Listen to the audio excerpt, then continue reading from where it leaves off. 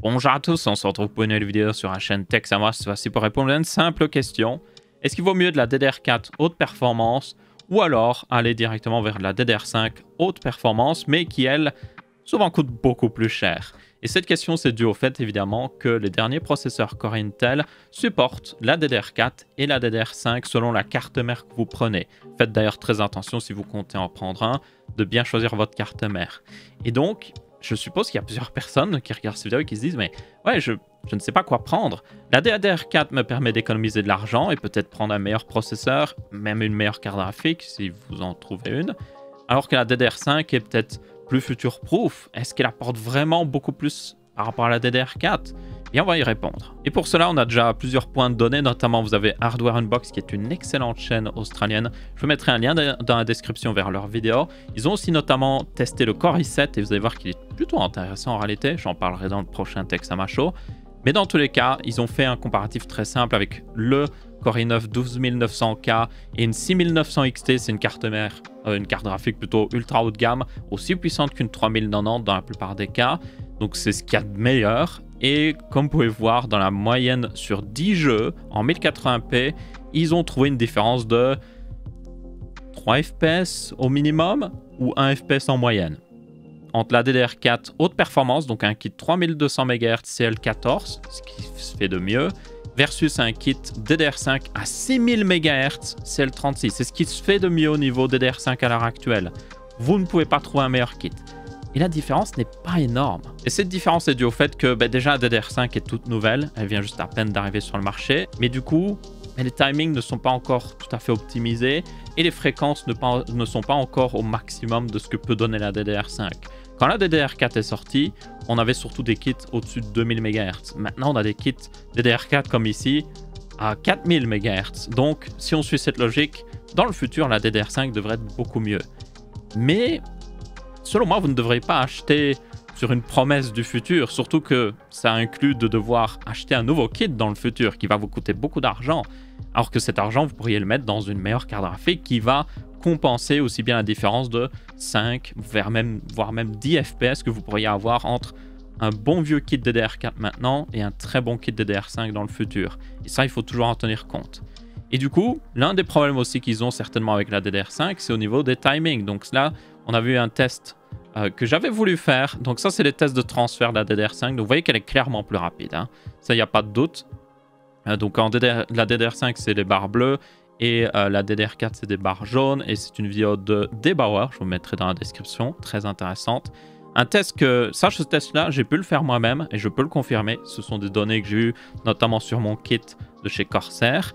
Maintenant, un truc que j'ai pas pu tester, bizarrement ça ne marchait pas avec mon benchmark, c'est qu'il a fait des tests de latence. Donc ça, ce sont des tests de latence. C'est le temps qu'il faut pour que le processeur puisse accéder à des données sur la mémoire. Et ça, en général, c'est ce qui fait la différence dans les jeux vidéo. Vraiment.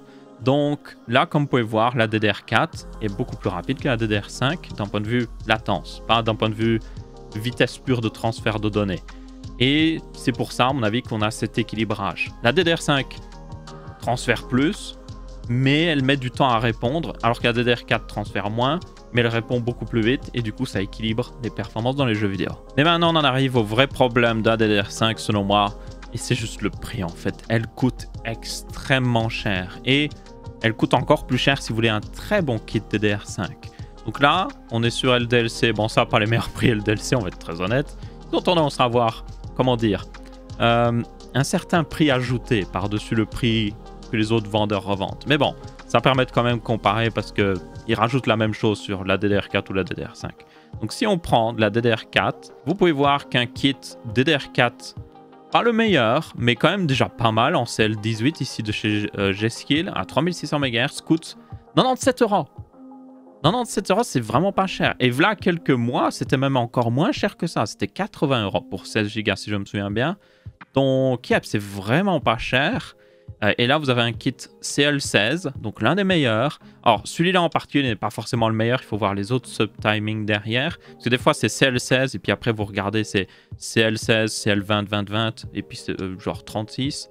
Donc, juste ce chiffre-là ne veut pas tout dire, mais Encore une fois, ça coûte pas cher. Ici, on va voir la DDR5 par contre. Oula, ça va changer tout. Et là, on peut voir qu'un kit 4800 MHz de chez Crucial en CL40, ce qui est loin d'être très optimisé, coûte 169 €. Et c'est un kit basique, il n'y a même pas de refroidissement par-dessus. Si vous voulez un kit déjà un petit peu plus avancé, par exemple de chez Kingston, ben vous êtes à 189 € maintenant. D'ailleurs, la plupart des kits DDR5 semblent viser les 32 Go. Genre vraiment, la plupart des vrais kits au final que vous pouvez acheter avec genre un bon refroidissement comme celui de G-Skill va vous coûter voilà 379 € pour 32 Go de RAM. Donc évidemment, la DDR4, si on y retourne et qu'on prend du 32 Go de RAM, ça va vous coûter aussi plus cher, mais encore une fois, on est à 185 €. Et maintenant, la dernière question qu'il faut répondre, est-ce qu'une carte mère DDR5 est plus chère qu'une carte mère DDR4? Et la réponse est très simple, non, pas du tout. Là, vous avez une carte mère Gigabyte, la Z690 UD, qui est certainement, à mon avis, l'une des meilleures que vous pouvez prendre d'entrée de gamme. Elle est vraiment pas mal. Et elle a de la DDR5 pour 225 € ici sur LDLC, donc elle est moins chère autre part, tenez-en compte. Et encore une fois, la Gigabyte Z690 UD DDR4, c'est écrit dans le nom, elle est à 225 € aussi. Donc d'un point de vue carte mère, là, vous n'avez pas à vous inquiéter. C'est exactement le même prix, ou en tout cas, c'est souvent très proche niveau prix. Là, on peut aller voir un petit peu d'autres modèles. Alors, il n'y a pas forcément tous les modèles toujours en double DDR4 versus DDR5. Il me semble qu'il n'y a que Gigabyte qui a fait vraiment exactement le même modèle avec l'un ou l'autre. Sur les autres constructeurs, ça semble être plutôt carte mère d'entrée de gamme DDR4, carte mère haut de gamme DDR5. Donc comme vous pouvez voir, vous payez une sacrée taxe pour être future-proof et prendre la DDR5 versus la DDR4. Je pense honnêtement que ça ne vaut pas la peine, même dans des tâches qui tireraient pleinement parti de la DDR5, par exemple les tâches professionnelles. Le truc c'est que oui, vous allez peut-être avoir une différence de 25%. C'est ce qu'on voyait notamment dans les débits de la DDR5 sont 25% plus haut que la DDR4. 25% de performance en plus, c'est cool. Mais ça vient avec un coût assez important de 50% par rapport à la DDR4. Et ce coût-là, vous pouvez prendre cet argent et le remettre sur, par exemple, un meilleur processeur. Peut-être que vous aviez prévu de prendre le Core i5, mais vous pouvez prendre le Core i7 avec cette différence de prix. Et le Core i7, il est beaucoup plus performant que le Core i5, ce qui va au final compenser cette différence entre DDR4 et DDR5 totalement. Et selon moi, ça vaut même plus la peine d'avoir un très bon processeur parce que ça fera vraiment la différence dans les jeux vidéo et dans le futur, comparé à de la mémoire qui est, oui, rapide, mais sans plus, quoi. Et vous pourriez même vous dire, ah, mais si je prends la DDR5, je vais être future-proof. Mais le truc, est-ce que ce sera totalement le cas? Est-ce que ça dépend un peu de ce que vous allez faire de votre PC dans le futur. Si vous comptez le garder très longtemps, peut-être. Et c'est même pas sûr, parce que peut-être que l'un des kits DDR5 du futur, qui sera très rapide, qui vaudra vraiment la peine, au final ne tournera pas très bien sur votre carte mère, parce qu'elle est trop vieille pour le supporter pleinement. Donc, yeah, je ne sais pas si ça vaut vraiment la peine. Personnellement, si j'étais dans le marché pour un PC, surtout pour jouer aux jeux vidéo, et peut-être un petit peu de rendu vidéo et tout ça, je prendrais juste la DDR4. La différence de prix est juste trop importante.